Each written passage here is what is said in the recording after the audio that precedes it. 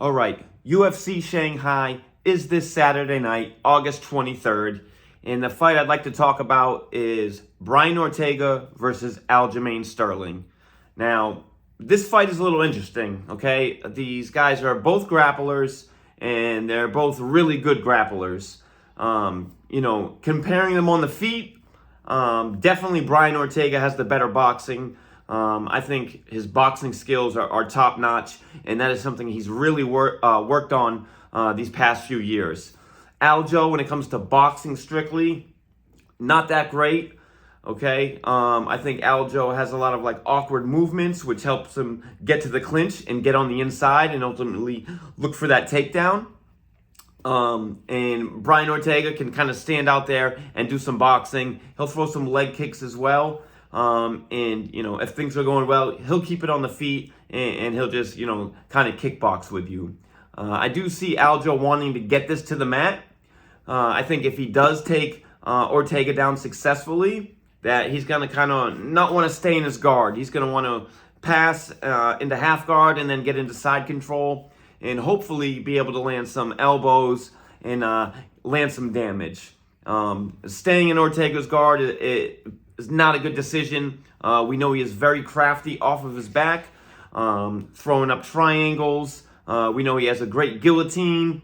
And if Ortega ends up on top, he's got great arm triangles. But Ortega is known for being a top-notch jiu-jitsu guy and has been training since he was a kid.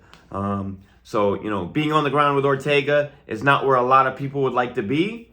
I do think Aljo is extremely comfortable being on the ground, but I think Aljo would like to be in the top position. So if Aljo could get on top and, maybe get into side control, land some damage, and keep Ortega there, I think he'll have a lot of success. But what it's going to come down to is, when the fight starts and they're on their feet, will Aljo be able to close the distance, get in the clinch, maybe get a body lock, and get Ortega to the ground and keep him on the ground while he's in control? So that'll ultimately be, what defines this fight, because if Ortega can just, stop the takedowns and keep it on the feet, I think Aljo could be in for a long night. But if it gets to the ground, Aljo could get him down, and Ortega's trying to play the jiu-jitsu game from his back, and he can't get any submissions, it'll be a long night for Ortega as well. But I do see Ortega at least throwing up a couple submission attempts and see him getting close. Really close, actually. But I think Aljo has been in these positions enough where he kind of knows, where he could be, where's too dangerous. And if he does get caught in something, I think he knows his way out and he could get himself to safety. So I do think this will be a very interesting fight. I think the first round they'll kind of, they'll be on the feet for most of the round. Ortega will be trying to work his boxing. I think Aljo will be throwing some kicks, some heavy feinting, trying to get to the clinch so we could get the takedown. But I think most of the first round will play out on the feet. And I think Ortega will take that with the boxing.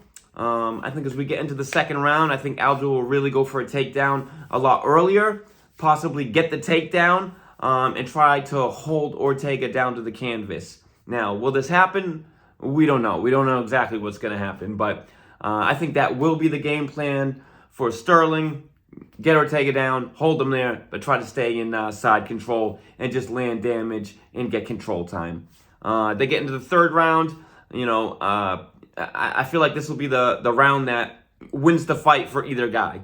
Either Ortega could take it or Aljo could take it, but I think it'll all come down to this third round. I do think this fight will go to a decision. I don't really see any finishes happening.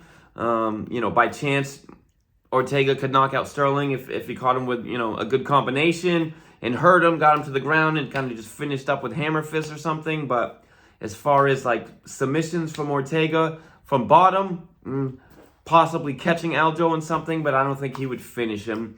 Like I said, I think Aljo's, comfortable enough and crafty enough to get out of those positions. But ultimately, I do think Ortega will win this fight 29-28 by decision.